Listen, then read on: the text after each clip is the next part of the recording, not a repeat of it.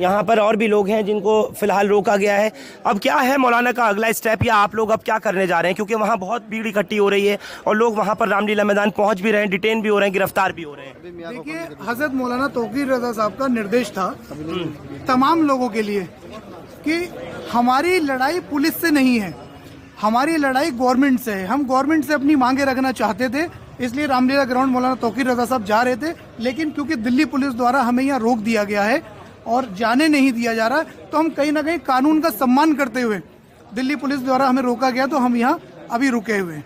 तो क्या अभी बात चल रही है? क्या बात चल रही है? अभी अधिकारियों से बात चल रही है, हो सकता है कि वहां जाए, लेकिन हमारे मैसेज यही है आपके चैनल के माध्यम से लोगों को कि जहां भी आपको पुलिस रोकती है, दिल्ली में आप जहां भी एंटर होते हैं और पुलिस रोकती है, तो आप वहां रुक जाएं और रुककर वहां बैठ जाएं, दुरूद शरीफ पढ़ें और आप अपना विरोध दर्ज करा के अपने घरों को वापस शांतिपूर्ण तरीके से वापस चलें। यूपी में खास तौर से बरेली हो, संभल हो, मुरादाबाद वगैरह हो, जहाँ से लोगों की मूवमेंट दिल्ली के लिए है, कोई ट्रेन से, कोई बसों से, किसी तरह से यहाँ पर पहुँच रहे हैं, उन लोगों को अब किस तरह से मैसेज कन्वे करेंगे, क्योंकि पुलिस तो यहाँ पर रोक रही है उनको, रेलवे स्टेशन पे, मेट्रो स्टेशन पे, बस स्टॉप पे, हर जगह रोका जा रहा है। देखिए, हमें आज रोक दिया, इसका मतलब ये नहीं है कि हमारा कार्यक्रम अब आगे नहीं होगा। हम आगे भी, जैसे कि हजरत मौलाना तौकीर रजा साहब ने कहा है, हम आगे फिर दिल्ली पुलिस से परमिशन मांगेंगे और फिर एक कार्यक्रम करेंगे, क्योंकि हमारा परमिशन रद्द करने के बाद दिल्ली पुलिस ने ये साबित कर दिया कि वो सरकार के दबाव में काम कर रही है। बिल्कुल, दिल्ली पुलिस ये कह रहे हैं कि ये साबित कर रही है कि सरकार के दबाव में काम कर रही है। लेकिन अभी फिलहाल ये जो सीट है निजामुद्दीन वेस्ट की, मौलाना की यहाँ रेजिडेंस है, वहाँ पर इन लोगों को सबको डिटेन किया हुआ है। ये लोग एजेंडे को कहीं ना कहीं मेरे प्रोग्राम से नुकसान होने का अंदेशा है, इसलिए रोका जा रहा है। कैसा नुकसान हो जाएगा? मैं अमन की बात कर रहा हूँ, वो नफरत की बात कर रहे हैं, तो नफरत की बात लोग नकार देंगे। अमन की हुकूमत बेईमानी पर। इस वक्त मैं दिखा दूं आपको, मौलाना को यहाँ पर अभी फिलहाल रोक लिया गया है। थाना निजामुद्दीन का स्टाफ यहाँ है, SHO ACP सब यहाँ पर मौजूद हैं और मौलाना तौकीर रजा की ये तस्वीर आप अपने स्क्रीन पर देख रहे हैं, जहाँ पर इनको फिलहाल रोका गया है। अब यहाँ से डिटेन करके कहाँ लेकर जाएंगे या क्या करेंगे ये अभी तो तय नहीं है, लेकिन फ़िलहाल की ये स्थिति ये है। इस C10 मकान में जिस जगह मौलाना रहते हैं वहाँ की ये तस्वीर है। मौलाना निकल कर के आए तो उनको रोका गया। दिल्ली पुलिस का स्पेशल ब्रांच हो, सेंट्रल पैरामिलिट्री फोर्स हो या कुछ, चारों तरफ से यहाँ पर इसी तरह बैरिकेड करके पुलिस की डिप्लॉयमेंट को बढ़ाया गया है।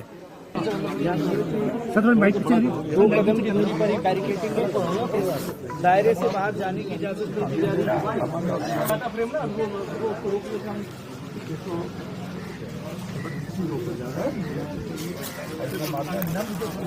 इसी वजह से मुझे रोका जा रहा है, लेकिन मैं यार क्यों इतना फोन कर रहे हो यार? या तो मुझे सर नहीं जा पाए सर, एक मिनट आखिर में बचाओ, थोड़ा सा धक्का मत दो आप। मेरे साथ बातचीत के लिए मौजूद है सर, आपको यहाँ से कुछ कहा गया? मौलाना तौकीर रजा इस वक्त में हमारे साथ में। मौलाना, कई लोगों को रामलीला मैदान के पास रोक लिया गया, उनको डिटेन किया गया और अभी भी आपको भी यहाँ मिलने आए हैं।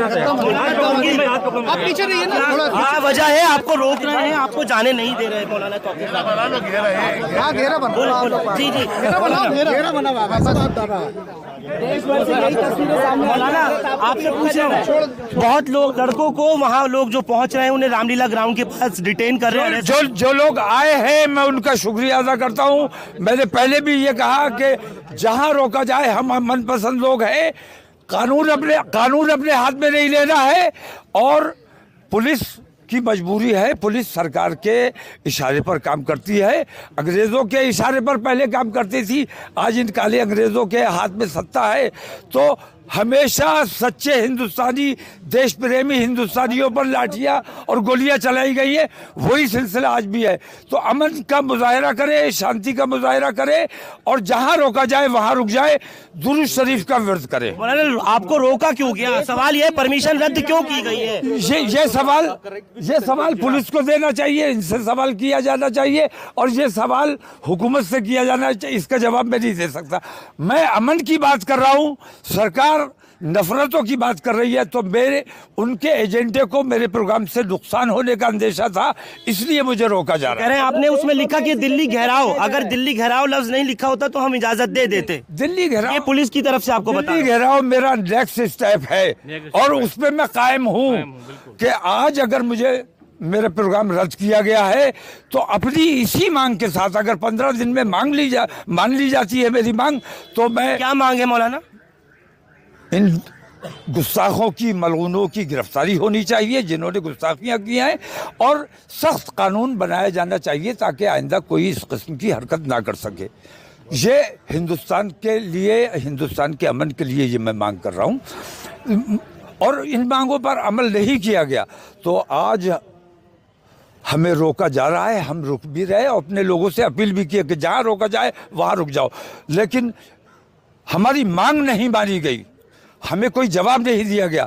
तो अब जब हम आएंगे तो रुकेंगे नहीं और पार्लियामेंट का घेराव जरूर किया जाएगा। मौलाना बरेली में और इस वक्त में संभल में कशीदा मौलाना बहुत ज्यादा बवाल हुआ जिस तरीके से संभल में खास तौर से हुआ इस टाइम में, क्या कुछ कहना है आपका? नहीं, मुझे उस पर कुछ नहीं कह रहा है। मैं सिर्फ इतना कहता हूँ कि मुसलमान हक परस्त है, हक की बात करता है, बातिल की मुखालफत करता रहा है, और बातिल की मुखालफत जब जब बेईमानी होगी मुसलमान इसी तरह रिएक्ट करेगा। ईमानदारी से देश चलाइए, प्रदेश चलाइए, कहीं से कोई रिएक्शन नहीं होगा, लेकिन बेईमानी की जाएगी तो उसका जवाब दिया जाएगा और देना चाहिए। अब हम घर में बैठे रहने के लिए तैयार नहीं है। जो बेईमानियां हो रही हैं इनका जवाब दिया जाएगा। हम सड़कों पर आकर अपनी कुर्बानी देने, अपनी जान देने को तैयार हैं।